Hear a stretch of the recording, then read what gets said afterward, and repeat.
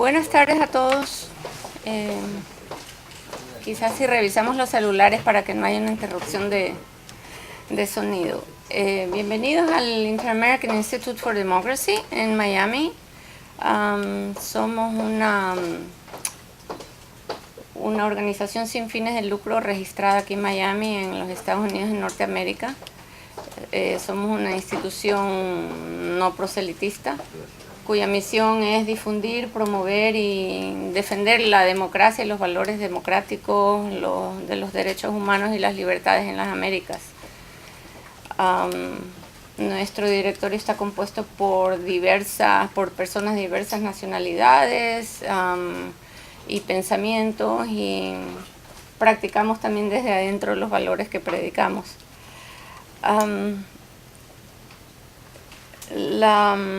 La democracia liberal, los valores de la democracia liberal que defendemos lo proyectamos de formas diversas, una de ellas en foros como el que estamos realizando ahora, a través también de coloquios privados o en grupos más grandes, a través de un fondo editorial que de momento tenemos ya más de 40 publicaciones en nuestro fondo, de intercambios y de foros que también llevamos afuera de Miami, ¿no?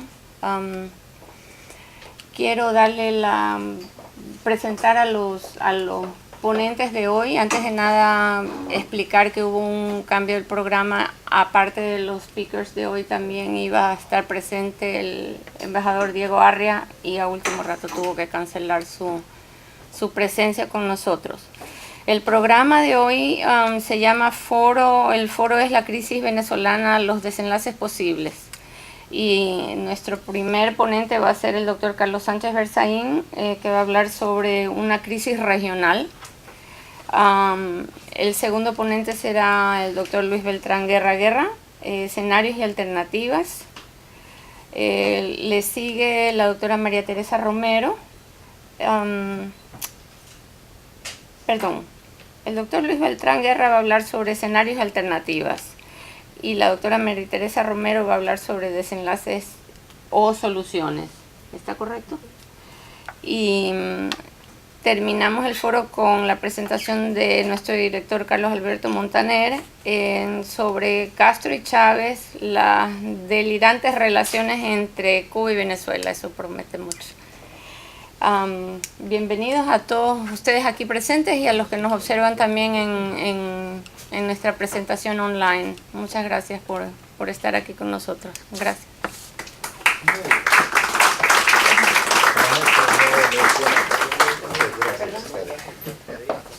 Gracias. Muy amables, como bien lo ha dicho nuestra directora Karen Holihan. El primer punto a tratar esta tarde me corresponde, y en el marco de lo que es el foro titulado La crisis de Venezuela, los desenlaces posibles, he querido plantear un tema que lleva por título Venezuela, una crisis regional. Yo diría más bien Venezuela, la crisis de las Américas. Porque para entender un problema, para buscarle solución o para prever desenlaces de una crisis, hay que entender la naturaleza de la crisis. Y yo creo que me corresponde ahora explicar algo que todos ustedes saben, pero tratarlo de hacerlo sistemáticamente para que la gente que nos ve y nos escucha, para que los venezolanos y los no venezolanos, para que los venezolanos que están luchando por la democracia y la libertad en Venezuela, los que están en el exilio, los latinoamericanos que están en los países comprometidos con procesos similares, y los latinoamericanos que viven en países con democracia, y los americanos y los ciudadanos del mundo, entiendan y entendamos que lo que es hoy día la terrible crisis de Venezuela es en verdad una crisis regional, una crisis de las Américas. ¿Por qué sostengo que es una crisis regional o una crisis de las Américas? En primer lugar, para describir esto, hay que describir en qué consiste la crisis. La crisis venezolana no es una crisis de hoy día, no es una crisis de hace unas semanas, ni siquiera de hace unos meses atrás. Es una crisis que nace en el momento en que se quiebran las condiciones, los elementos esenciales de la democracia en Venezuela. Y hay mucha gente que opina en qué momento sucedió aquello, pero eso sucedió hace muchísimos años. Sucedió cuando gobernaba Hugo Chávez, cuando en su afán de estabilidad decidió abrazar como socio a la dictadura más antigua de las Américas, al castrismo, a la Cuba castrista, y darle al castrismo todo el dinero, los recursos petroleros y los recursos venezolanos para recrear conjuntamente lo que había sido el sueño foquista de los años 60 de Castro, de su revolución, que era expandir el socialismo en las Américas. En los años 60 y 70 el castrismo trató de hacer aquello mediante la lucha armada, mediante guerrillas rurales y urbanas, mediante ataques a la soberanía de los estados, y sembró de sangre y confrontación la América Latina. Desde el fallido desembarco en Venezuela hasta la guerrilla en Bolivia con la muerte del Che Guevara, o las guerrillas urbanas en la Argentina, en el Uruguay, con tupamaros, con montoneros, todo eso es obra de la revolución castrista. Cuando Chávez se asocia en busca de estabilidad con Castro, Castro ve la posibilidad de recrear ese mismo objetivo de buscar expandir su revolución en América, pero esta vez a través de un mecanismo diferente guiado por el dinero, por el poder económico que le brindaba la Venezuela chavista. Y ese es ya también el foquismo electoral, la simulación de democracia a través de las elecciones, y así lo primero que transforman es Venezuela, y de la Venezuela democrática vemos cómo con cambio constitucional, con reformas de todo tipo, se va reduciendo el margen de la democracia, empieza a desaparecer el respeto a los derechos y libertades individuales, empieza a desaparecer la división e independencia de los poderes públicos, desaparece el Estado de Derecho porque la ley ya no rige en sí misma, sino que hay una voluntad superior a la ley, que es la voluntad de Chávez, que daba órdenes por televisión y que condenaba y que sentenciaba en actos públicos que después eran cumplidos por los órganos encargados de controlar la democracia, pero que se habían convertido en sus aparatos de represión vía poder judicial, fiscales, y el sistema que en vez de servir a la libertad empezó a servir a esa autoridad omnipotente que se constituyó en dictador. Después, las elecciones empezaron a ser simplemente un ritual de fraude, y así se consolidó en Venezuela una Venezuela no democrática, con una constitución que todos los venezolanos respetan, pero que no tiene ningún elemento esencial de democracia.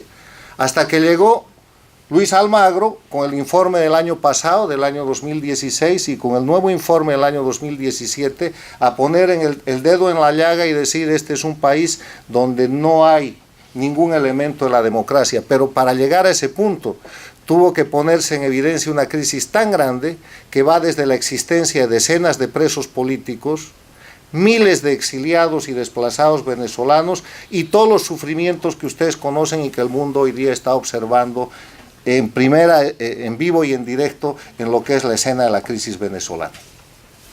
Venezuela solo fue el primer punto de expansión de esa sociedad chavista con Castro, que se llamó el ALBA, el movimiento bolivariano, y que hoy día se llama el socialismo del siglo XXI. Eso se expandió rápidamente por América Latina. Se produjo un derrocamiento primero en Ecuador, el año 2002, después el 2003 cayó otro presidente democrático en Bolivia, volvió a producirse otro derrocamiento de un presidente el 2005 en el Ecuador, y esto en una América que tenía garantizada la democracia parecía no llamar la atención.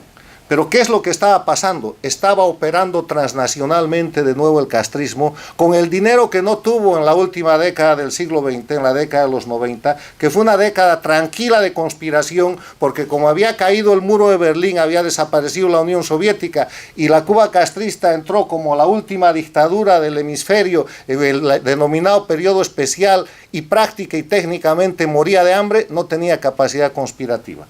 La capacidad conspirativa transnacional le volvió con el dinero de Chávez y los resultados fueron casi inmediatos. Entonces, además de esas situaciones de hecho, de derrocamientos de gobiernos que fueron después encaminados a la toma del poder por elementos de este proyecto, hoy denominado socialismo del siglo XXI, vemos cómo va formando parte del grupo, además de Venezuela, Ecuador, Bolivia, la Argentina de los Kirchner, el Brasil del Partido de los Trabajadores. El 2002 llega Lula al gobierno en el Brasil, y además de poner en marcha todo el ideario castrista articulado en el Foro de Sao Paulo, que es otro de los instrumentos y herramientas de la dictadura castrista, pone en marcha los mayores casos de corrupción que hoy día se conocen como Lava Jato, y que le permiten a este grupo de la izquierda castrista, de la izquierda radicalizada y violenta de las Américas, cumplir con una promesa que se había hecho. Ellos consideran la década de los 90 como una década perdida por falta de plata, por falta de dinero. Y la promesa, porque se les acabó el dinero de la Unión Soviética, se les acabó cualquier otro tipo de subvención y Cuba agonizaba. Y la promesa que se hicieron fue que nunca más les iba a faltar plata. Y para eso, además del petróleo venezolano, viene la corrupción brasilera y después el narcotráfico y cualquier otro tipo de delito, como vamos a ver. Esta organización crece, se expande por América Latina, controla países en Centroamérica, somete a otros países y a través del petróleo venezolano llega a constituir el Petrocaribe, con lo cual controla 18 votos en una organización de Estados americanos que tiene solamente 36 miembros, 35 activos porque Cuba está suspendida, y eso más los miembros que no forman parte del Petrocaribe, que son Ecuador, Bolivia, en su momento Argentina, Brasil, les da el control de la Organización de Estados Americanos, en la cual se olvidan de democracia, liquidan la Carta Democrática Interamericana para vergüenza del ejercicio del secretario general Insulza.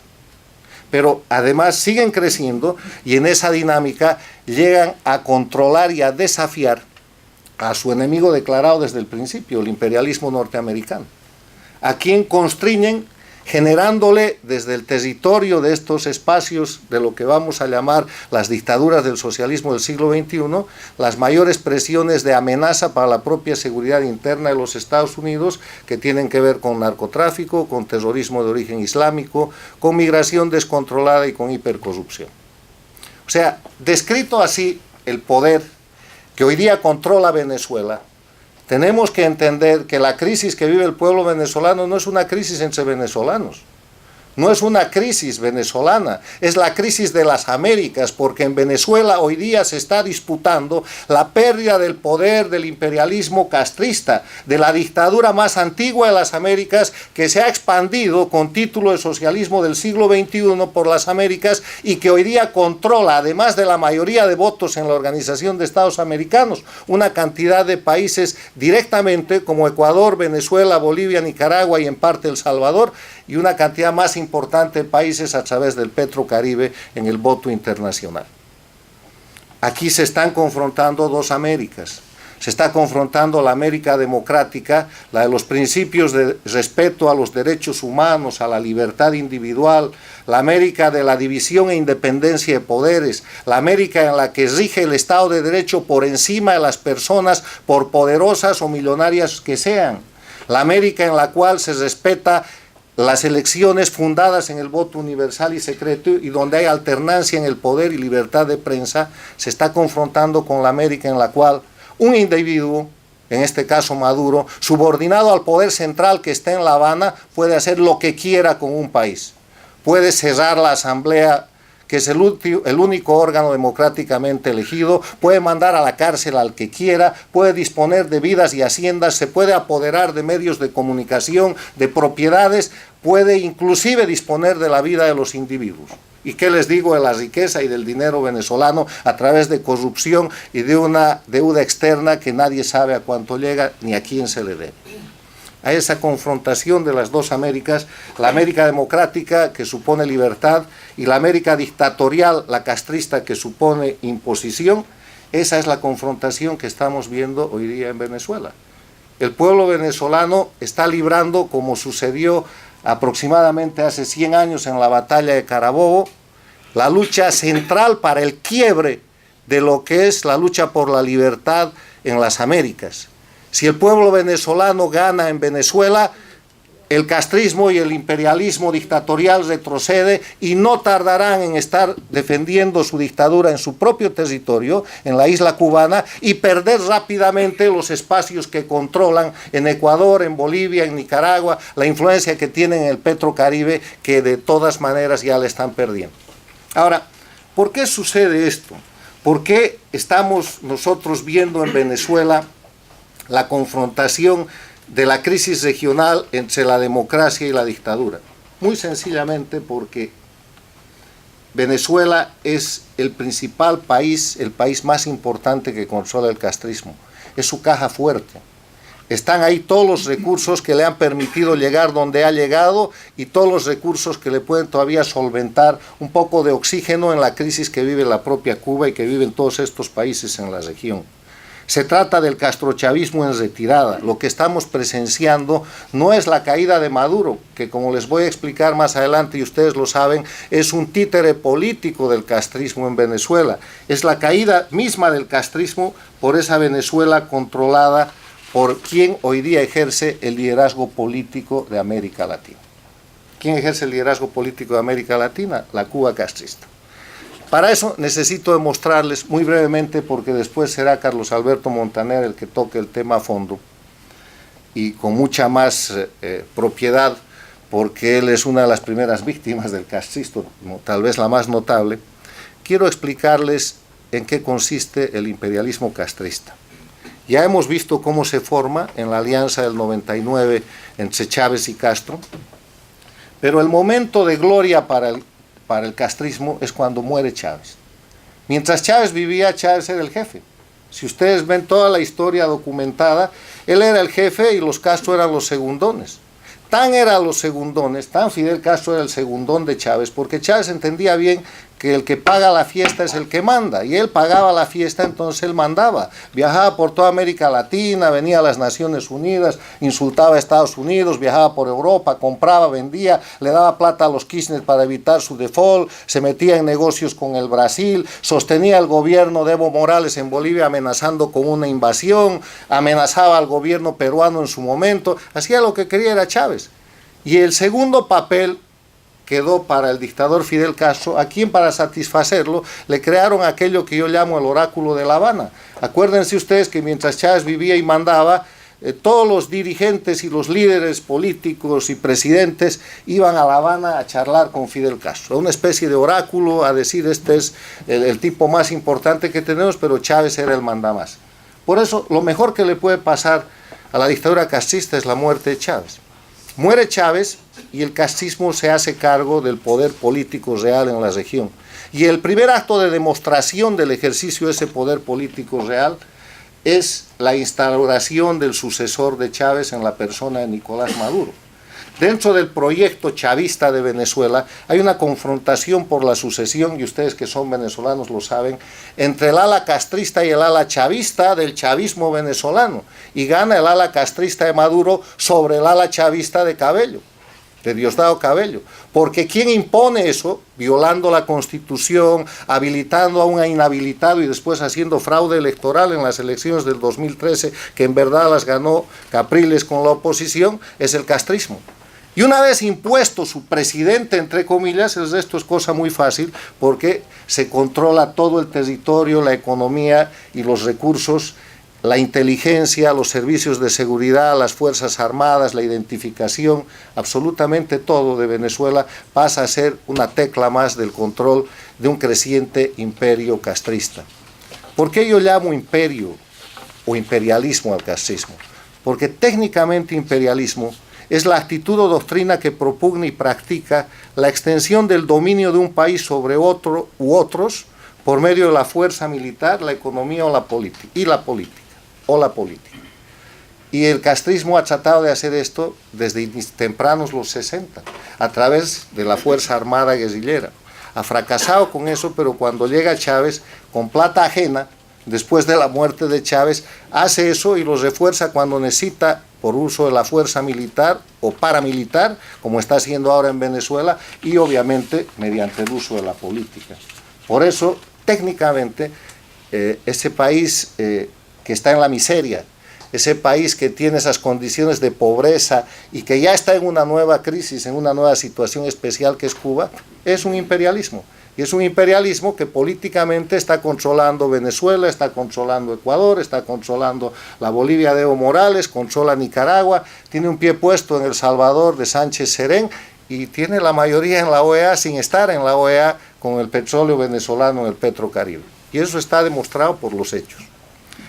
Además de eso, ese imperialismo castrista ha formado un sindicato en las Naciones Unidas, porque las Naciones Unidas, cada estado es un voto, y él tiene los votos de la región, tiene 22 o 23 votos. Eso es un capital muy importante, representa un poco más de la séptima parte de todos los miembros de las Naciones Unidas, que le ha permitido, por ejemplo, poner a un miembro de la dictadura castrista en el Comité de Derechos Humanos de las Naciones Unidas, y llevar periódicamente a los miembros de su grupo, como ahora sucede con el embajador de la Bolivia de Evo Morales en las Naciones Unidas, al Consejo de Seguridad. Además de eso, ese castrismo tiene aliados extrarregionales que ustedes conocen muy bien y que casualmente son también antiimperialistas, enemigos de los Estados Unidos, digamos Rusia, digamos Irán, digamos Corea del Norte, digamos la propia China. ¿Quiénes son los países que han facilitado la presencia en los últimos 15 años, en lo que va de este siglo XXI, de estos países que antes tenían poca o ninguna presencia en América Latina?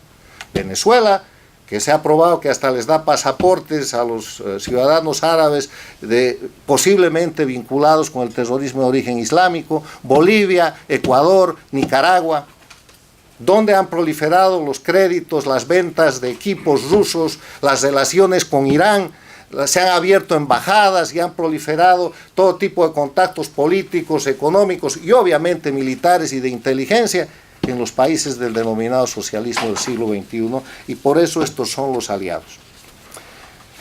Para saber el fondo del tema que se ha planteado, o sea, los desenlaces posibles, hay que saber quién gana o quién pierde con el resultado de lo que pasa en Venezuela. Y solo hay dos resultados posibles: o gana la democracia o gana la dictadura, no hay un punto intermedio. Cualquier forma de permanencia de Maduro o del régimen castrista en Venezuela gana la dictadura. La única forma de que gane la democracia es el retorno a un ambiente de libertad, con cambio de las autoridades que ejercen la dictadura, que es el poder ejecutivo, más los órganos judiciales, más los órganos electorales, más todos los niveles de control que ejercen esa dictadura. Y eso supone un cambio importante y obviamente el mecanismo electoral y las nuevas elecciones que está reclamando el pueblo venezolano. Pero nuevas elecciones que no se podrán dar en las condiciones actuales, porque para hacer nuevas elecciones en Venezuela necesitan reponer las condiciones de democracia. Si en las condiciones actuales hacen elección, es posible que el gobernante que tiene menos del 10% de popularidad gane las elecciones a través del fraude con el sistema que tiene montado, como acaba de suceder con la elección que han hecho en el Ecuador, donde Lenín Moreno, que ha perdido en los votos, que ha perdido en los números, con un fraude electoral absolutamente similar al del 2013 en Venezuela, ha de ser proclamado presidente del Ecuador. Entonces, en ese escenario, solo hay dos posibles salidas, pero para ayudar a esa salida, para ayudar a que gane la democracia, que gane la libertad, hay que recordarle al mundo quién gana si gana el pueblo venezolano. Gana primero la seguridad y la estabilidad de la región, porque eso supone la disminución de la amenaza de la dictadura castrista y acotar ese poder que tiene que terminar con la libertad del pueblo cubano, del pueblo boliviano, del pueblo ecuatoriano y del pueblo nicaragüense, que hoy día están sometidos, el cubano a una dictadura plena y los otros a dictaduras del socialismo del siglo XXI. ¿Quién gana con esta situación? Si gana el pueblo venezolano, además de ganar la libertad y la democracia, gana la paz y la tranquilidad en la región, porque el foco de violencia, el foco de guerrilla, el foco de atentados y el foco que sostiene el narcotráfico en la región es el foco del socialismo del siglo XXI. Para mostrarles un ejemplo de esto y terminar, simplemente permítanme decirles que Venezuela le interesa a Cuba. Es el elemento central, es el pivot del poder cubano en la región y por lo tanto de la supervivencia de la dictadura castrista, no solamente por el petróleo venezolano. además del petróleo venezolano, han generado el negocio del narcotráfico. Han convertido a Venezuela en el hub, en el eje de la concentración del negocio del narcotráfico, con el contacto de las FARC históricamente vinculada y sostenida por la Cuba castrista, y el crecimiento de los cultivos de coca y de la elaboración de cocaína del gobierno de Evo Morales en Bolivia. Esas dos fuentes, que son las dos fuentes más importantes de producción de coca y de cocaína, concentran su operación en la Venezuela de hoy.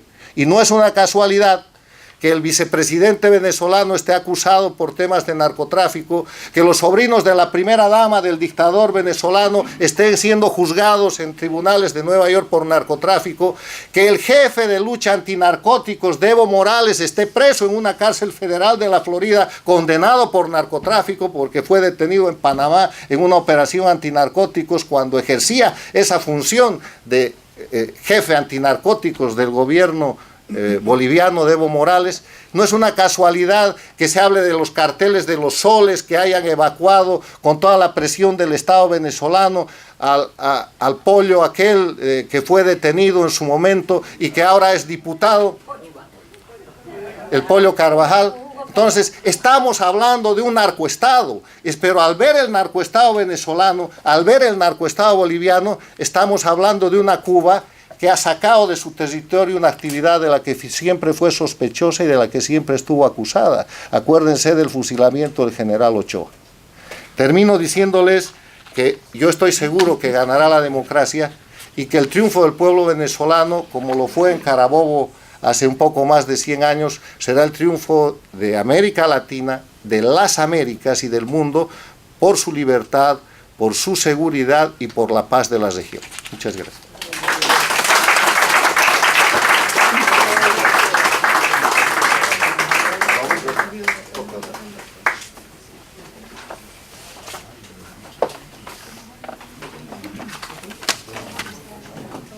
Muy buenas tardes, queridos amigos.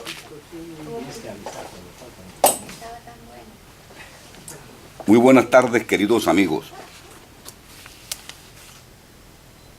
Los venezolanos no sabemos qué hacer, pero hacemos.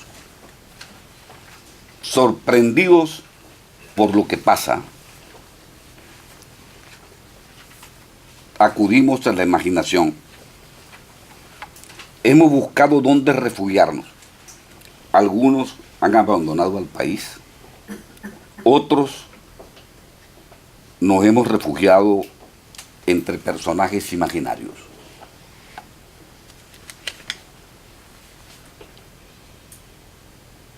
Yo me incluyo en esta última categoría porque los 18 años del gobierno que ha descrito muy bien Carlos Sánchez Benzaín como la dictadura del siglo XXI, me he dedicado pues a examinar los capítulos de Venezuela a través de personajes. Me he preguntado por qué, y aquí mirando la cara de algunos docentes, entre ellos mi buen amigo el profesor Salgueiro de Venezuela,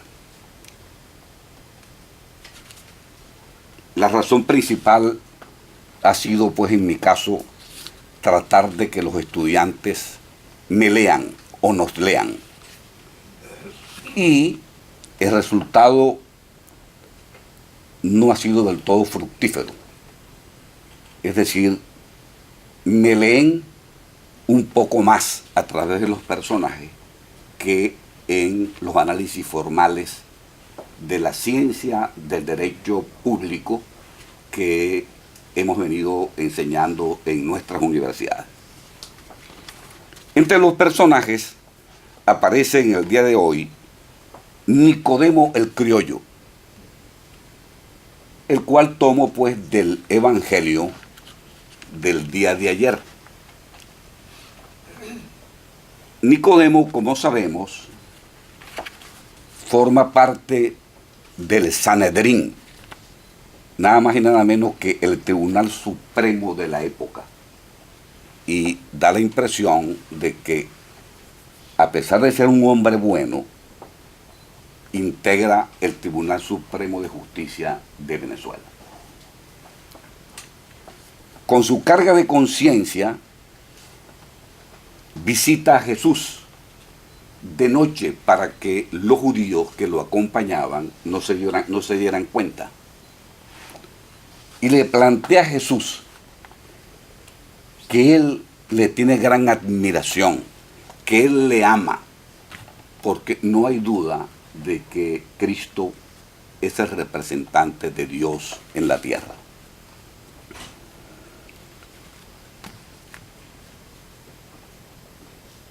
Ese encuentro induce, pues, con el ánimo de ser pragmáticos a este personaje que tratamos de representar con el nombre de el Nicodemo criollo.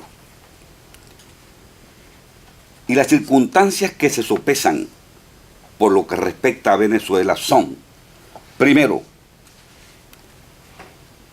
presidente. Esta es una moción que le formularíamos al actual presidente de Venezuela. Presidente, lo más sencillo ante un pueblo que no le quiere es la renuncia. Segundo, olvídese de elecciones y de asamblea constituyente. La gente desea hacerlas, pero sin usted. Tercero, el pueblo permanecerá en la calle hasta que renuncie. Cuarto, ha gobernado equivocadamente. Permítale, por favor, a otro que remedie los errores. Quinto, tenga la seguridad que conseguirá en los jueces internacionales más objetividad que en los venezolanos. Sexto, ha sido asambleísta, diputado, canciller y primer magistrado. ¿No le parece que es suficiente? Dios le reconocerá si entrega el gobierno a un triunvirato que se comprometa a adelantar una decisión democrática.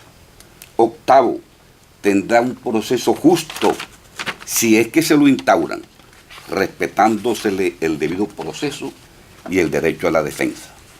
Noveno, si desea que Venezuela le recuerde algo bueno, déjele por lo menos un Tribunal Supremo de Justicia y un CNE distintos. Décimo, Emparan pasó a la historia diciendo, si no quieren que gobierne, yo tampoco quiero mando. Pudiera hacerlo. Sin proponérselo, la dupla suya con Chávez nos regresó a 1810. Casi un favor para convencernos si debemos empezar de nuevo. Décimo, sus cooperadores comenzarán a abandonarlo, pues saben que el pueblo está bravo. Y 11, tenga en cuenta que una masa enorme de dinero se convirtió en un botín en beneficio de muchos. Les darán la espalda cuando les requiera, inclusive ayuda económica. Créanos, Nicolás, nuestras consideraciones son objetivas. Así termina, pues, el análisis que hace Nicodemo el criollo, para pasar al análisis que hace George Orwell. Este artículo se denomina George Orwell's Gracias. Y se alude a un personaje en estos términos. A Pedro Maguín se le vitorea al afirmar en clase que la tiranía que gobierna Venezuela colapsará. Sucederá como en la rebelión de la granja, pero con la diferencia de que serían los humanos quienes cesarían en el gobierno a los tiranos que han pisoteado a los venezolanos. No a la inversa, o sea, que los animales expulsan a los humanos como en la sátira del novelista. El pueblo tomará la calle para rescatar la democracia, de la cual fue despojado por mecenas, que estableciendo una relación de vasallaje con los segmentos empobrecidos accedieron al poder, repartiéndoles migajas a cambio de sufragios, pero embolsillándose ellos el erario público, perversidad que dejó destruida a la República. El académico plantea error que han de cumplir los políticos, quienes se dedican al arte y ciencia de gobernar, pero pregunta si conducirán al pueblo o a aquellos. El tercer artículo está referido al escepticismo y algo más. Con la pregunta, ¿es suficiente el pueblo en la calle? Nuestra amiga Guadalupe Cedeño, quien se ha especializado en lo que ella misma califica como el escepticismo filosófico, que a su juicio se fundamenta en la duda y cuestiona la certeza absoluta de las cosas, razón por la cual ha de acudirse ante la incertidumbre, perplejidad y vacilaciones con respecto a una determinada tendencia, proceso y lucha al mundo de las alternativas. Para la profesional con PhD en Oxford, ese es el fundamento del arte de la guerra del general chino Sun Tzu, que inspiró entre otros a Napoleón, Maquiavelo y Mao Zedong, y cuyas recomendaciones mantienen plena vigencia. Propone, si le interpretamos con amplitud, aplicar el conocimiento de la naturaleza humana en la lucha del pueblo, cuya armonía con el autócrata se ha perdido. Su puesto para el académico Cedeño, como el de Venezuela, para haberse tomado la calle con el alma herida por los desmanes contra la patria. No abriga ninguna duda de que el pueblo, con razón, está en pie de guerra y que salió a sus hogares para no regresar a ellos hasta derrocar al gobierno. Escenario para tener presente la teoría del escepticismo, en la cual Guadalupe es experta. Al señalar supuestos de hecho y consecuencia, columna vertebral de la tendencia que predica, plantea la necesidad de considerar: 1. Coincidencia de los dirigentes y las masas con respecto al objetivo de la lucha. 2. Conducción conjunta de la misma. 3. Logística y recursos. 4. Absoluta determinación de que se lucha por la renuncia presidencial. Y finalmente, 5. Opciones alternas. A. Elecciones regionales este año. B. Presidenciales en diciembre del 2018, como lo pacta la Carta Magna. Ha de tenerse claro que las posibilidades A y B están condicionadas, dada la tipología del régimen, a la voluntad del gobernante. Guadalupe agrega que si regresamos al general Sun Tzu, se impone valorar la doctrina, el tiempo, el terreno, el mando y la disciplina. La filósofa concluye que en el caso particular de nuestra patria se demanda un frente armónico que sepa aprovechar la reacción popular para el rescate de la institucionalidad, la democracia y la propia república. La estrategia, disciplina y conducción de la gente en la calle terminará siendo determinante, y sin importar la alternativa que se adelante. ¿Cuáles son las probables salidas en el cálculo de probabilidades? Primero, la fuga del presidente y su séquito, cuando comprendan, como le dijo Llovera Páez a Pérez Jiménez: Marcos, vámonos que Pescuezo nos retoña. Usualmente una cúpula castrense o mixta con civiles asume el poder. Segunda probabilidad, triunvirato para una transición democrática como 1958, lo cual supone entender que no se trataría de un golpe de Estado, sino de la concurrencia de civiles y soldados para demandar la observancia de la Constitución. Opción probable en caso de fuga, renuncia o prisión del primer magistrado. Tercero, escenario electoral con las hipótesis siguientes. A. Elecciones de gobernadores, alcaldes y municipios en 2017, con interrogantes como estas: el rescate del statu quo por parte de los dirigentes políticos, con un definido rechazo no solo en Venezuela, sino a nivel universal. Enfriamiento de la calle, punto favorable al régimen. Atemperamiento de la presión internacional, otro punto para el gobierno.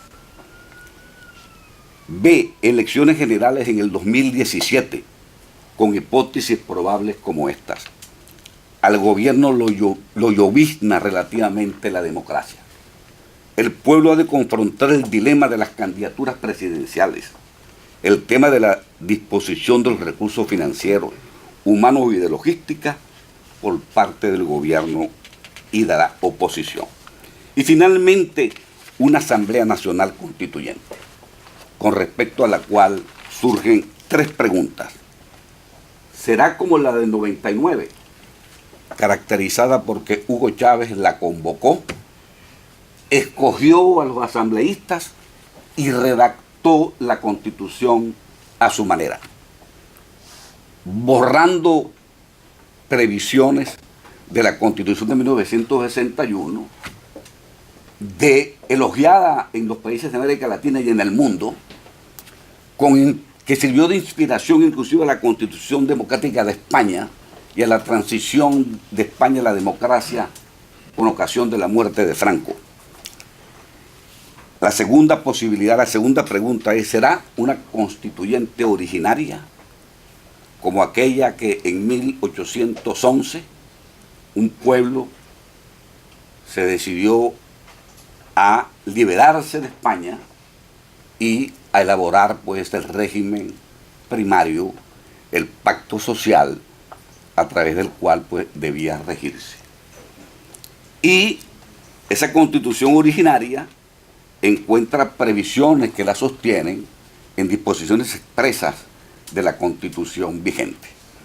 Y la última posibilidad es si se da una constituyente, una asamblea constituyente derivada, es decir, una constituyente que convoque el poder constituido, que esperemos que de ser nueva ha de ser democrática, ha de ser un pacto social coherente y que ha de convocarla no el actual gobierno, sino el gobierno que sustituya al dictador.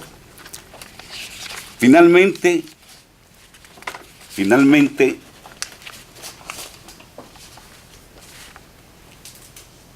les debo manifestar que este tema de los personajes que usamos para tratar de explicar pues temas tan problemáticos como el de la ciencia, como de la ciencia del derecho público, del derecho constitucional, de la filosofía, de las ciencias políticas,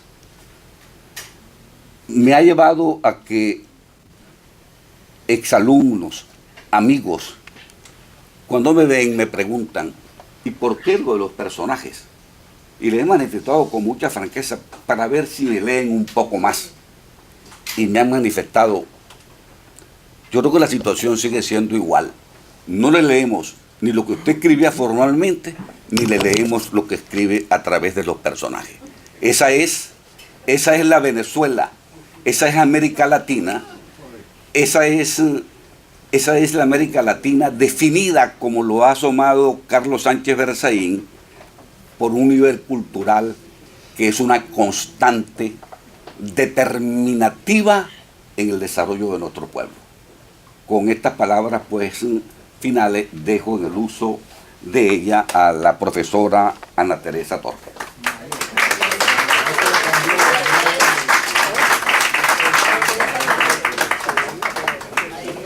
Muy bien, Luis Beltrán. Esta cosa de Nicodemo me ha parecido interesante. Nicodemo. Bueno, muchísimas gracias. Yo quiero empezar dándole las gracias a Carlos Alberto Montaner, presidente de este prestigioso instituto, a Carlos Sánchez Berzaín y a sus otros directores que en este momento no se encuentran aquí. La verdad es que este es un tema, bueno, vital y muy actual, y empezar a reflexionar sobre él es, bueno, para mí una necesidad, y doy gracias por la oportunidad, ¿no? Yo lo primero que quisiera decirles es que yo estoy convencida que el desenlace a la crisis venezolana ya empezó. Ahora, hay que hacer una distinción. Hay una crisis, ciertamente Sánchez Berzaín la explicó muy bien. Hay una crisis, pero toda crisis tiene un desenlace, una etapa de desenlace y una etapa propiamente de la salida. Y eso hay que, a mi modo de ver, hay que diferenciarlo, el desenlace y la salida. Yo creo que en ningún otro momento desde hace 18 años nosotros habíamos entrado al desenlace. Una etapa de desenlace sin el cual no hay crisis, sin el cual no hay salida efectiva. Para que haya salida efectiva tiene que haber un desenlace. Bueno, esa etapa previa tan importante no se había dado. Y hubo intentos, ciertamente. El 2014, por ejemplo, fue un intento. Me estoy refiriendo además de la etapa que después del 2002 para acá, ¿no? Porque en el 2002 salió Chávez para volver a entrar, pero salió. En 2014 hubo un intento, pero no se logró. Han habido otros intentos menos, pero no se había logrado. Y no se había logrado porque no había una presencia masiva del pueblo de Venezuela en las calles, o sea, pidiendo. Y yo creo que un desenlace no puede haberlo si no hay no hay la conformación del pueblo allí. Hoy en día no es que es la clase media, no son los estudiantes, es todo el pueblo. Si ustedes ven todo lo que ha pasado en los últimos días, cómo han bajado los barrios, pero no solamente de Caracas, los barrios de todo el país. Ayer lo de Barquisimeto fue absolutamente triste. Entonces han bajado los cerros ya bajaron. Entonces esto es una condición esencial para decir que sí estamos en un desenlace. Ahora, un desenlace, como les decía, no es una salida. Pero sin desenlace, también como les decía, es casi imposible que se dé una salida definitiva, en este caso del régimen dictatorial chavista, sea por la vía electoral o no, porque un desenlace puede ser otra cosa también que no nos guste, como analizaré posteriormente. Ahora, es imposible saber si este proceso, esta etapa de desenlace, durará mucho o apenas días, que es posible cualquiera de las dos. Esta etapa, quiero recordarles simplemente algunas etapas de desenlace. ¿Y cuánto duraron? Carlos Andrés Pérez iba a decir, perdón. Marcos Pérez Jiménez salió del poder después de 22 o 23 días, más o menos. En Ceausescu y Husak, en Rumanía y en Checoslovaquia, duraron 17 días y 21 días respectivamente. Podríamos decir también que en el 2010, Fernando de la Rúa, ¿se recuerda de Fernando de la Rúa? Fernando de la Rúa duró apenas 20 días, no pudo aguantar las manifestaciones cívicas y renunció. Que en el 2010 también, Ben Ali de Túnez salió después de 28 días de protesta. Que Mubarak en Egipto duró 18 días. Sin embargo, Gaddafi duró 9 meses y hay otros que han durado también meses. Las salidas, o sea que es imposible saber y determinar, porque confluyen muchos factores, realmente cuál va a ser. Puede durar más o menos, pero lo que veo casi imposible es que este proceso de desenlace se paralice o se enfríe, como quisiera el gobierno de Nicolás Maduro. No es totalmente imposible, pero sí yo lo veo bastante difícil. Nicolás Maduro, que ha optado, obviamente, con lo único que le queda, que es la represión brutal que ha hecho, el encarcelamiento, la tortura, la amenaza, y no solamente la amenaza, sino también la burla. La burla realmente caricaturesca que ha hecho, ¿no? De estar bailando. O sea, ha hecho todo lo posible, ¿no? Aquellas cosas que baila por una parte, después amenaza, bueno. Pero a pesar ¿por qué digo yo que esto no creo que se paralice? Porque a pesar de todos los instrumentos de brutalidad, de todo este encarcelamiento que utiliza el gobierno, entre más los utiliza, hemos visto que la sociedad más se molesta y le da rabia. La energía que tiene la sociedad ya es difícil de parar. Yo no digo que en un momento dado baje un poco y suba, pero ya es muy, muy difícil. Yo creo que este hartazgo popular llegó al límite. Oí el otro día, no sé si ustedes lo hicieron, una señora que decía, una señora además, una señora muy mayor, yo creía que esa señora tendría no menos de 83 años, decía en una de las marchas, nosotros no, le preguntaban, pero señora, ¿qué usted hace aquí? ¿Usted va a seguir? Me dice, yo voy a seguir viniendo, porque nosotros no escogimos la guerra. Una guerra es siempre la peor de las soluciones, pero tenemos que enfrentarla si queremos sobrevivir. O sea, hay una conciencia y hay también un hambre, que no lo podemos olvidar, hay una situación económica y social y de inseguridad tan difícil que dudo mucho que se paralice. La determinación de prácticamente toda la sociedad venezolana de movilizarse sin retorno para alcanzar una conclusión final pareciera firme e indetenible. Tanto es así que ni siquiera los líderes políticos que hoy encabezan esa lucha, y esto es importante, podrían pararle. Yo creo que ya perdieron incluso la posibilidad de decirle, mira, vamos a regresar a nuestras casas.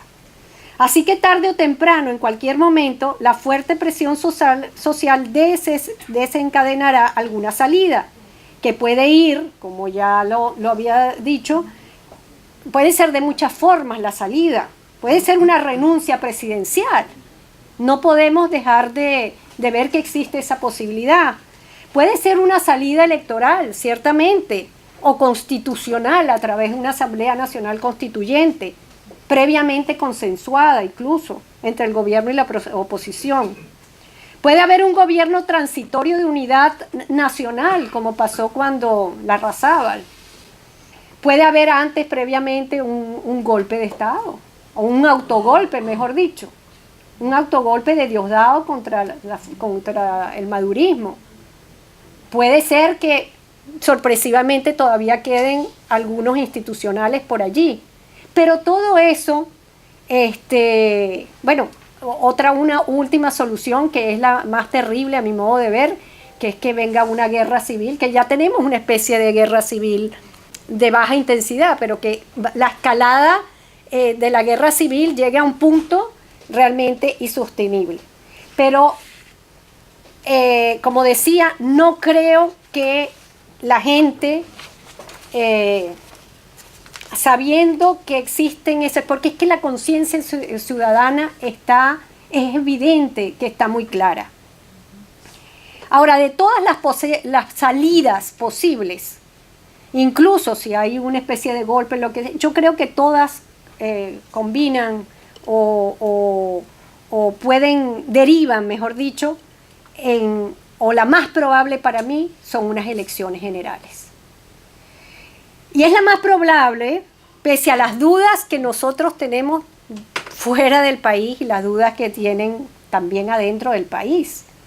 Incluso a pesar de las declaraciones de un Diosdado Cabello o de otros del gobierno, pero sobre todo de Diosdado Cabello, que dijo que no habría ni elecciones generales bajo ninguna circunstancia.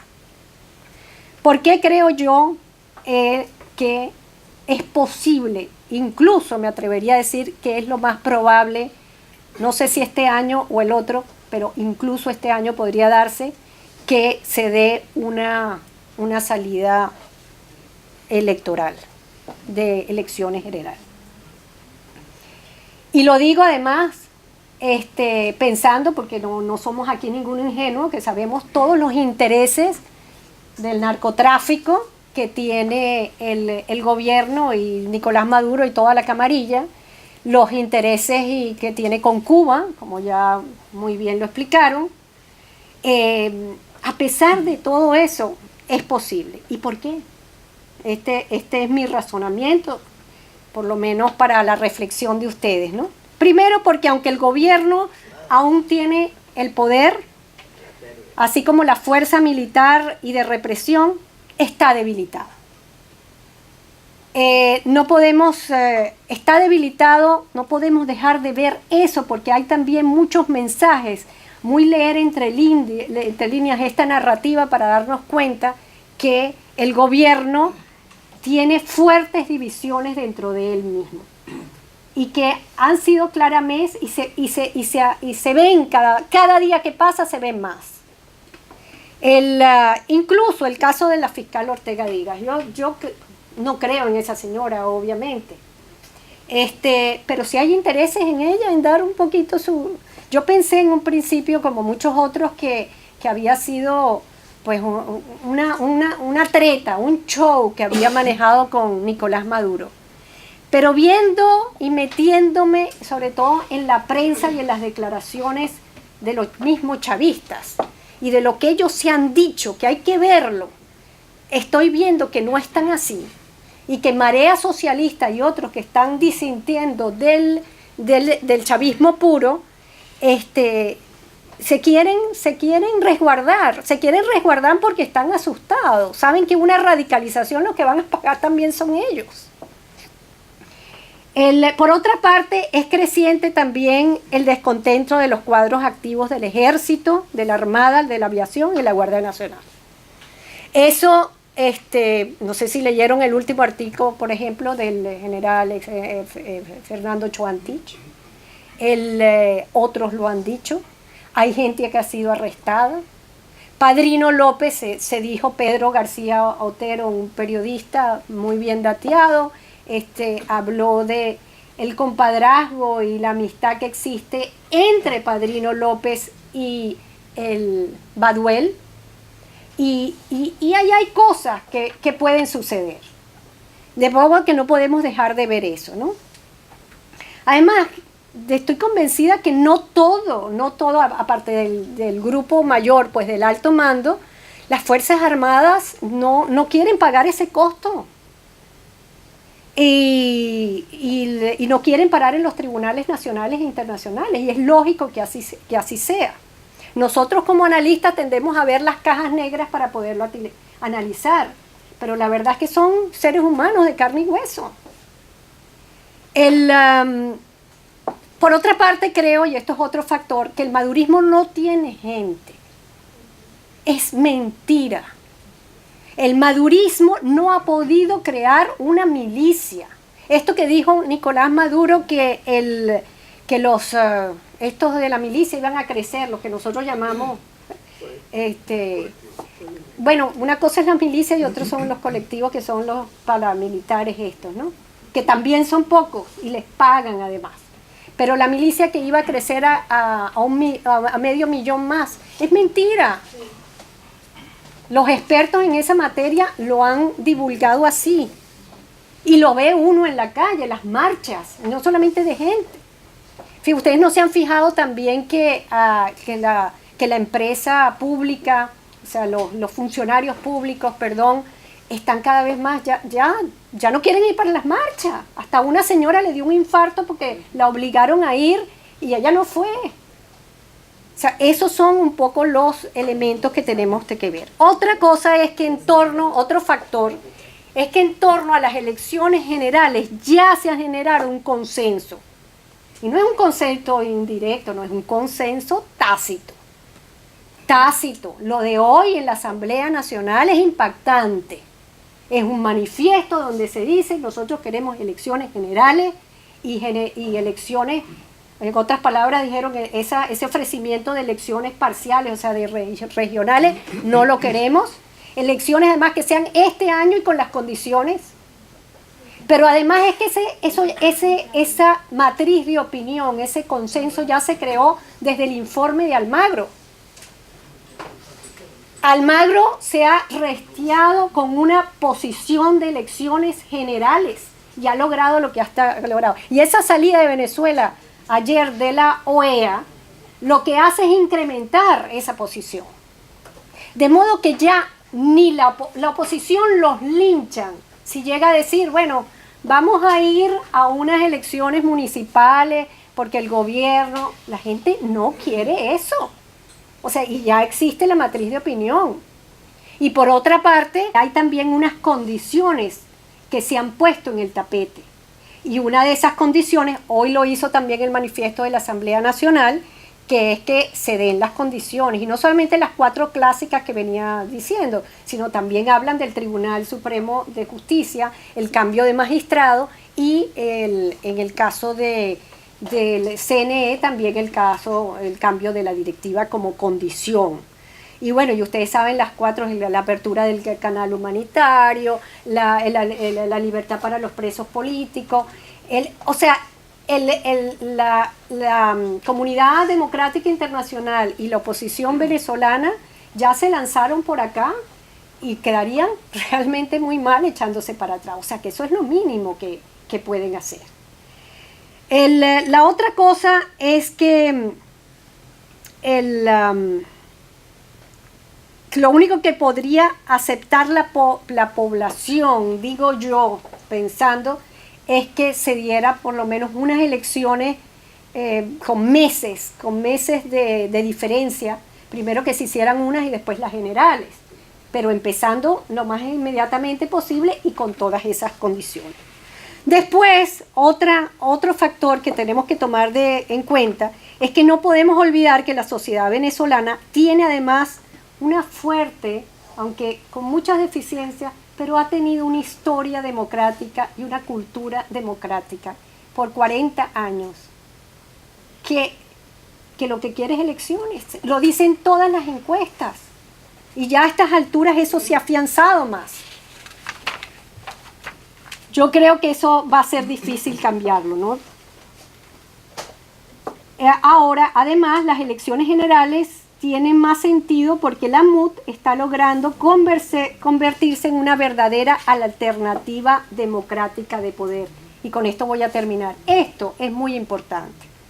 La MUT hasta ahora era un saco de gatos, como saben, con divisiones y tal. Pero desde la reestructuración ha logrado, y no digo que sea perfecta, pero ha logrado una unidad, un sentido. Esa reestructuración donde no hay vocero le ha hecho bien, a mi modo de ver, porque se ve la unidad, o sea, se pasan la vocería varios. Por otra parte, que es importante, están en las calles, en la primera fila, los parlamentarios que antes no sucedía. O sea, han logrado una sintonía con el espíritu, la conciencia y la fuerza del pueblo. Y finalmente hay una nueva generación de líderes opositores, que son aquellos estudiantes que ahora están pues en la palestra, nuevos en los partidos políticos que están allí, y son gente mucho más joven, que eso hace sintonía también en la población.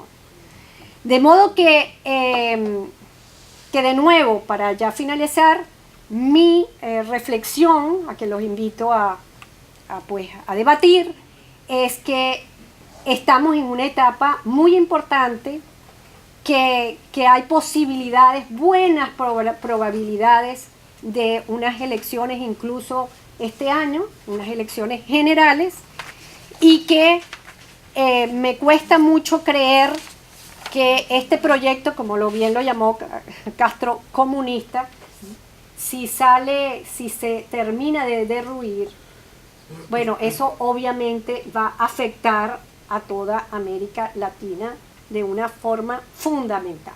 Ya la ha estado afectando, positivamente me refiero, y que es una lucha democrática. No podría terminar de hablar sin unas palabras de Rómulo Betancourt. Rómulo Betancourt dijo en varias oportunidades, pero en una precisa dijo: ¿con quién estamos y contra quién estamos? Yo creo que el pueblo venezolano llegó a ese límite. Y por supuesto eso le da la energía, acompañado con la comunidad internacional, que para eso es que sirve, para crear el clima, y la población venezolana tiene un optimismo y una fuerza que no antes no tenía. Gracias.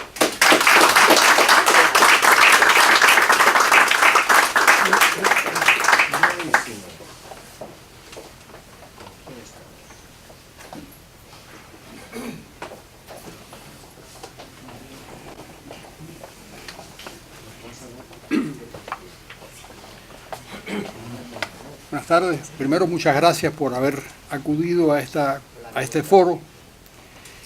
Y les reitero el título de esta charla, las delirantes, Castro y Chávez, las delirantes relaciones entre Cuba y Venezuela.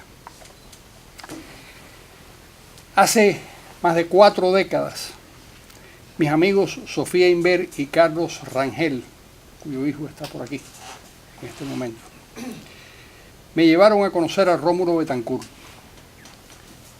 Les había contado que para mí era una figura mítica a la que le estaba especialmente agradecido. Durante el mandato constitucional de Betancourt en 1961, cuando yo era un chiquillo de 17 años, me había asilado en la Embajada de Honduras, pero tras ese país romper relaciones con Cuba, Venezuela nos salvó la vida, porque la encargada de negocios, Josefina Che, nos protegió con la bandera venezolana por órdenes, nos dijo, del propio presidente. En aquella única entrevista que tuvimos, Rómulo me habló con gran desprecio de Fidel Castro y me contó la historia de cómo el cubano trató de reclutarlo para su particular batalla contra Estados Unidos, fundada, claro está, en la visión antiamericana que le había dejado el marxismo-leninismo al entonces muy joven comandante. Betancourt había sido comunista en su juventud y estaba de regreso de esos dogmas absurdos, a lo que se agregaba que tenía ciertas informaciones muy negativas sobre Fidel Castro desde fines de los años 40 por boca de sus amigos cubanos Aureliano Sánchez Arango y Raúl Roa. Ambos le habían contado que se trataba de un gangstercillo universitario poco recomendable, extremo que también le confirmó Rómulo Gallegos, el gran escritor venezolano, expresidente de su país, exiliado en Cuba y México tras el golpe militar de 1948, quien utilizara al joven Fidel como arquetipo del tiratiros violento y resentido en su novela cubana La brizna de paja en el viento. En efecto, el personaje Justo Rigores de esta novela es el alter ego de Fidel Castro, mientras el profesor Rogelio Lucientes, su contrafigura noble, era el propio Raúl Roa, quien le había presentado a Gallegos al joven Castro, no sin antes vacunarlo sobre las características nocivas del personaje. ¿Cómo y por qué? Años más tarde, Raúl Roa se convirtió en el eficaz canciller de Fidel Castro, pertenece al capítulo de la psicopatología profunda de las personas, pero se trata de una cabriola ideológica de muy difícil justificación. Betancourt, en definitiva, y así me lo refirió, sintió cierta satisfacción en negarle en redondo su ayuda y su complicidad ideológica al comandante. Los cubanos podían estar equivocados en esa época e idolatrar a Fidel Castro, pero el presidente de los venezolanos no se iba a dejar engañar por un sujeto radical empeñado en un camino que les traería graves dificultades a todos los latinoamericanos.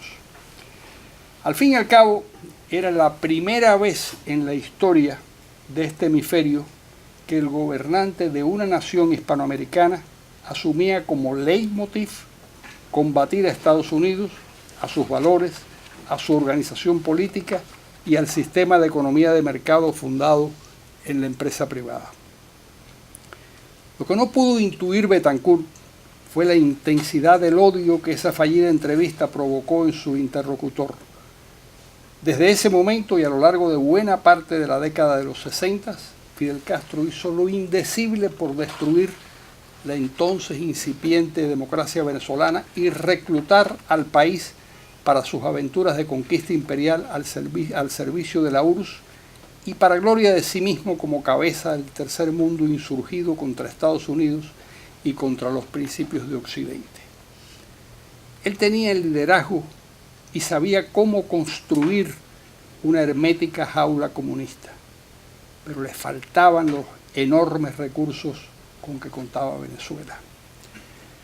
Desde La Habana, con el objetivo de conquistar a ese país, los cubanos, entre comillas, propiciaron la ruptura de la Juventud de Acción Democrática, adiestraron y armaron guerrilleros, organizaron desembarcos en los que figuraban oficiales cubanos junto a castristas venezolanos y se complotaron con militares de izquierda decididos a repetir en Venezuela el episodio de la lucha contra Batista, consistente en derrotar al ejército y establecer en el país una dictadura unipartidista de corte soviético.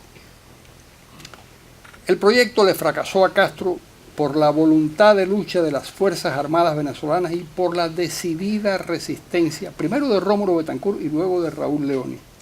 Así que le tocó a Rafael Caldera, tercer presidente de la democracia venezolana tras la derrota total de la insurrección comunista, indultar a los presos políticos y ver cómo algunos de estos exguerrilleros se transformaron en verdaderos demócratas, como sucedió, entre otros, con el abogado Américo Martín. En los 70s, ya convencidos de que la vía guerrillera no iba a funcionar en Venezuela, tras la reanudación de relaciones entre los dos países, Cuba inició una eficaz presencia diplomática enviando primero al oficial de la DGI, Norberto Hernández Curbelo, y luego a Germán Sánchez Otero, quienes establecieron vínculos amistosos con numerosos personajes de la estructura de poder venezolana que nunca entendieron que aquellos cubanos amables eran los endurecidos representantes de una persistente dictadura que solo esperaba el momento de saltar sobre la yugular de su valiosa presa. No obstante, pese al grado de penetración en el país, la diplomacia cubana no fue capaz de detectar el intento del golpe de 1992 en Venezuela, punto de partida del teniente coronel Hugo Chávez en la vida política de su país.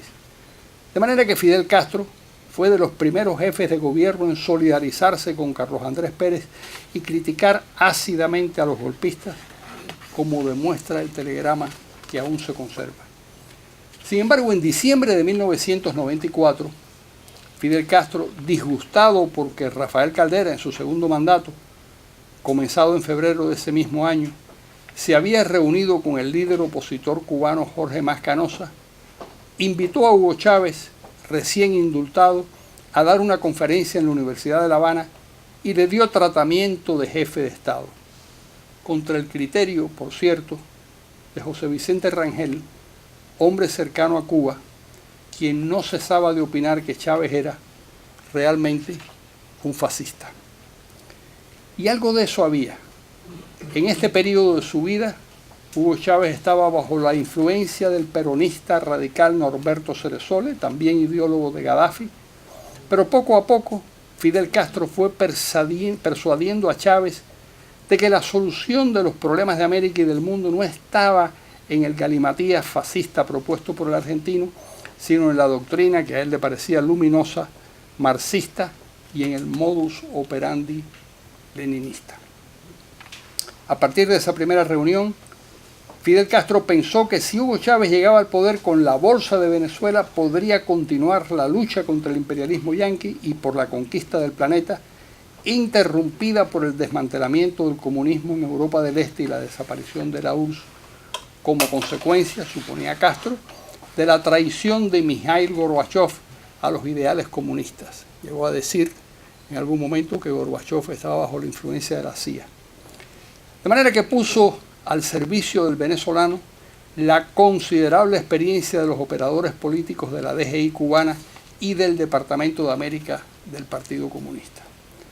Finalmente, el 6 de diciembre de 1998, Hugo Chávez, con el auxilio del aparato cubano, que hasta le procuró grandes sumas de dinero, pese a la pobreza de Cuba, ganó las elecciones por un amplio margen y en Cuba, secretamente, y esto es algo que se sabe poco, le prepararon una serie de charlas sobre cómo gobernar y mantenerse en el poder.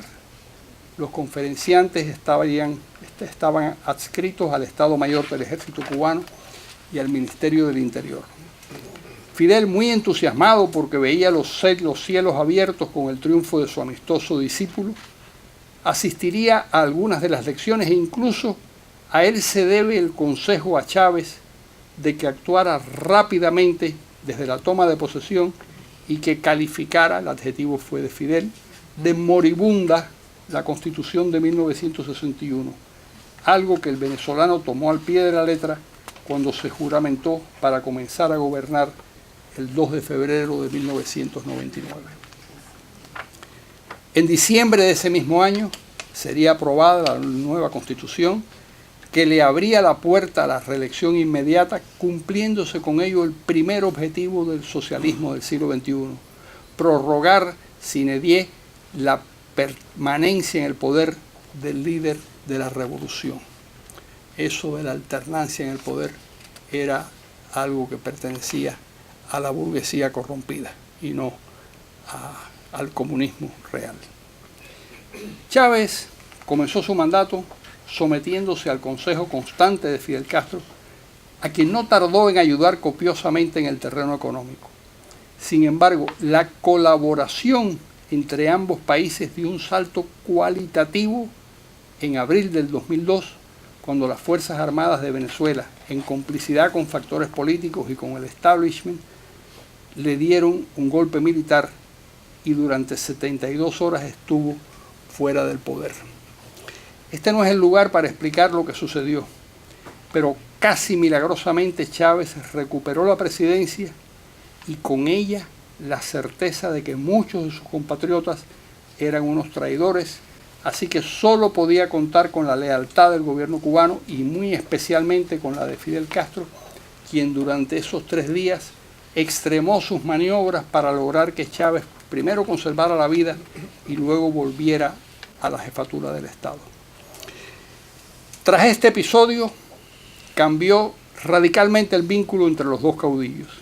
Fidel adquirió un total control emocional e ideológico sobre Chávez y se multiplicaron progresivamente las exacciones de dinero por parte de La Habana, ocultadas bajo el rubro de los servicios de profesionales de la medicina y de otras decenas de actividades comerciales convenientemente infladas, como por ejemplo el alquiler de perforadoras de petróleo que serían utilizadas en el lago Maracaibo. Cuba le alquilaba a Venezuela perforadoras de petróleo. Eso es asombroso. El comandante había encontrado una fuente casi inagotable de financiamiento y a un discípulo al que le podía entregar la dirección de la lucha contra el imperialismo yanqui, el objeto de su vida, porque no confiaba demasiado en las condiciones intelectuales de su hermano Raúl Castro, aunque no ponía en duda su lealtad absoluta. A partir de ese momento, aumentó el delirio revolucionario de ambos caudillos y comenzaron a soñar con unir a ambas naciones y hasta crearon unas comisiones de expertos juristas que estudiaron el modo de llevar a cabo la fusión. En diciembre del 2005, el doctor Carlos Laje, vicepresidente de la isla, entonces gerente y administrador máximo del desastre administrativo cubano, declaró que Cuba tenía 2 presidentes, Fidel Castro y Hugo Chávez, mientras el ingeniero Felipe Pérez Roque, canciller cubano, dejó dicho en Caracas, en un discurso pronunciado en el Teatro Teresa Carreño, que los 2 países asumían el reto de dirigir la lucha planetaria por los trabajadores del mundo, ya que la Unión Soviética había traicionado ese objetivo. Y es a tenor de esas palabras y de ese inmenso compromiso que se explica el sistema de alianzas trenzado por ambos países bajo la dirección de Fidel Castro. Chávez llevó de la mano por media América a su hermano, así le llamaba, Ahmadinejad, presidente de Irán, y trabó relaciones sólidas y oscuras con los narcoterroristas de la FARC y con grupos similares del Medio Oriente, con los que se congració sosteniendo posturas antisemitas y antiisraelíes. Para Chávez, arrastrado a la lucha anti-norteamericana de Fidel Castro, siguiendo la vieja receta soviética evidenciada en el movimiento de los no alineados, en el que cabía todo, no le importaba pactar con una teocracia islámica, con Corea del Norte, con la dictadura bielorrusa de Alexander Lukashenko o con guerrilleros colombianos que dirigían y operaban un enorme cartel narco. Lo único que el tándem Cuba-Venezuela les exigía a sus socios políticos era que fuesen decididamente antiyanquis y asumieran un discurso antioccidental. Sin embargo, las relaciones personales entre Fidel Castro y Hugo Chávez no eran tan buenas como creía el venezolano. Para Fidel, Chávez era un personaje vulgar y untuoso, un tipo parejero que se colocaba parejo al comandante, a quien el cubano rechazaba en el plano humano, aunque sabía que la ayuda venezolana era vital para la subsistencia de la isla. Este juicio de Fidel no era nuevo. En el 2001, en Ciudad Bolívar, cuando la periodista venezolana Isa Dobles, su amiga de Castro, le preguntó a Fidel cómo resistía a semejante patán, el comandante, melancólicamente, le respondió: por Cuba, Isa, yo estoy dispuesto a cualquier sacrificio. Sin embargo, desesperado por las constantes e insufribles llamadas de Chávez, por aquellos años Fidel Castro tomó una decisión radical. Se lo quitó de encima el 90% de las veces y le comunicó a Chávez todo lo amablemente de que era capaz, que debido al delicado momento por el que pasaba Cuba tendría que pasarles sus llamadas y vínculos a Carlos Laje y a Pérez Roque con instrucciones de que lo atendieran con prontitud. Ingrata tarea de la que ambos acabaron quejándose también amargamente. Como es notorio, a fines de julio del 2006, Fidel Castro enfermó gravemente con un ataque casi mortal de diverticulitis, aunque no murió, como sabemos, hasta noviembre del 2016, una década más tarde, confirmando la vieja expresión española de que existen a veces las malas salud de hierro. Irónicamente, Hugo Chávez feneció antes que su mentor y amigo, víctima de un cáncer, supuestamente el 5 de marzo del 2013, 60º aniversario de la muerte de Stalin. Y digo supuestamente porque hay razones para pensar que murió antes, aunque no se anunció su deceso, porque previamente Cuba debía solucionar el grave asunto de la sucesión para poder garantizarse que la ayuda siguiera fluyendo de Caracas a La Habana. El elegido para ocupar el trono fue Nicolás Maduro, y parece que fueron Raúl Castro y Lula da Silva los que convencieron a Chávez, ya entonces moribundo, de que seleccionara como heredero a este personaje torpe y grandullón que había pasado por la escuela de cuadros del Partido Comunista de Cuba. Cualquiera le parecía mejor a los cubanos que Diosdado Cabello, a quien le correspondía ocupar el cargo de acuerdo con la Constitución bolivariana, pero de quien todos desconfiaban y yo creo que desconfían. Cuando Raúl Castro entra en escena a presidir a los cubanos del 2006 al 2008 con carácter provisional, pero a partir de ese año de manera oficial, debía de dividir sus responsabilidades con Laje y con Pérez Roque. Pero Raúl, en el 2009, con la ayuda de los servicios de inteligencia, se las arregló para liquidar a sus dos rivales. Ambos fueron condenados al ostracismo y a la indignidad, acusados de burlarse de Fidel Castro, algo que es un pecado mayor en un régimen absolutamente caudillista como el cubano. Raúl Castro, 5 años más joven, era totalmente diferente a Fidel, quien lo minusvaloraba siempre y lo despreciaba a veces. Pero una de las maneras que Raúl tenía de congraciarse con su hermano era ejerciendo la violencia con gran rigor. De ahí esa curiosa declaración de Fidel en el año 59 en la que advertía: si lo mataban, su hermano y entonces herederos, sería mucho peor, algo que en cierto modo podía ser cierto. Raúl, al contrario de lo que sucedía con Fidel, era un buen padre de familia, aunque carecía de densidad intelectual, lo que lo distanciaba de su hermano. Se sentía bien, en cambio, con los militares que lo rodeaban. Era un tipo organizado y le gustaba hacer chistes procaces, chistes de cuarteles. En Cuba, durante años, el poder se dividió entre fidelistas y raulistas, pero no a partes iguales. Los primeros, los fidelistas, tenían el control de la autoridad y seguían de cerca las iniciativas del máximo líder, por locas que fueran. Los segundos giraban en torno a las Fuerzas Armadas protegidos por Raúl Castro. No obstante, Raúl fue lentamente apoderándose de todo el aparato represivo. Primero en los años 90, fagocitando al Ministerio del Interior, lleno de fidelistas, tras fusilar al general Arnaldo Ochoa y al coronel Tony de la Guardia y apresar poco después al general José Abrantes, exministro del Interior, quien murió sorpresivamente en la cárcel. Un infarto a los 50 y pocos años que nadie se esperaba y mucho menos él. Pero el zarpazo final fue en el 2009, tras la salida de Laje y de Pérez Roque y la desbandada del llamado Grupo de Apoyo al Comandante y de los personajes revoltosos que figuraban en lo que Fidel Castro llamaba la Batalla de Ideas, que era un departamento de propaganda y agitación dotado de cuantiosos recursos. A estas alturas de su vida, Raúl Castro tenía serias dudas sobre las iniciativas de su hermano, un personaje que nunca había rebasado la etapa de agitación revolucionaria de sus años universitarios. Pero más inquietudes aún le producían el marxismo-leninismo y ese loco proyecto de conquista planetaria iniciado entre Fidel y Chávez.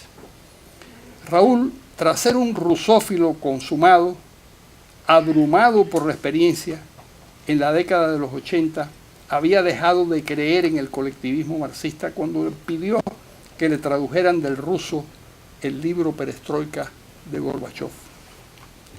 Posteriormente, el mundo ideológico se le vino al suelo tras la desaparición de la URSS y la comprobación de que el sistema no servía a otra cosa que para mantenerse en el poder a palo y tentieso.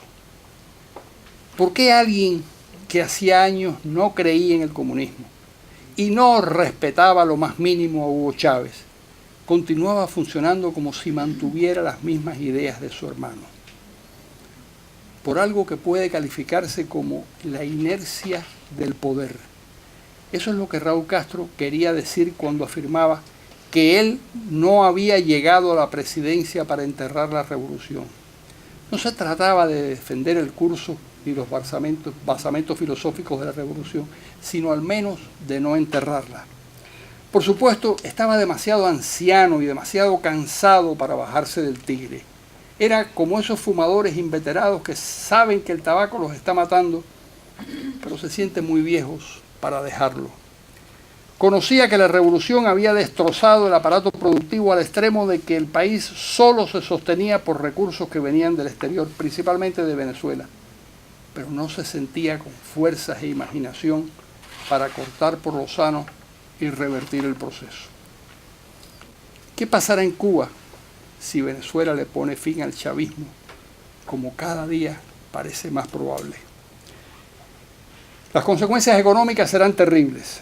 Se reducirá aún más la ya mínima capacidad adquisitiva de los cubanos. Volverán las restricciones alimentarias y los apagones. Y el país volverá a estar como estuvo en la primera mitad de los años 90, cuando desapareció la URSS y Cuba perdió súbitamente el mercado artificial, pero obligado, de Europa del Este. Sin embargo, las peores consecuencias serán de carácter político. Esta crisis económica coincidiría con el supuesto retiro de Raúl Castro en febrero del 2018, lo que significaría el fin biológico de la generación que hizo la revolución, y eso es muy importante en la historia de cualquier país. Coincidiría además con la presidencia hostil, suponemos, de Donald Trump, y con el incierto destino de los miles de cubanos que están en Venezuela, cuyo regreso precipitado a la isla sería un problema semejante al que se presentaría si muchos de ellos deciden quedarse en el país, como ya han hecho centenares de los que en La Habana llaman desertores. Más todavía, esta situación materialmente desesperada y políticamente desmoralizante iría pareja al descreimiento absoluto en el destino de una revolución que solo les ha traído inconvenientes y dolores a los cubanos. Aunque Raúl Castro pensaba que su función no sería enterrar un proceso en el que ya no creía, verá cómo sucede exactamente lo contrario. Si vive, verá el cambio, y si le queda algo de audacia y de decencia juvenil, no tratará de obstaculizarlo. En todo caso, tras él y tras la desaparición del chavismo, no vendrá el diluvio, sino la transición a la libertad de la mano de quienes ya no pueden creer en la revolución porque ésta ha fracasado intensamente y durante mucho tiempo, demasiado tiempo. Muchas gracias.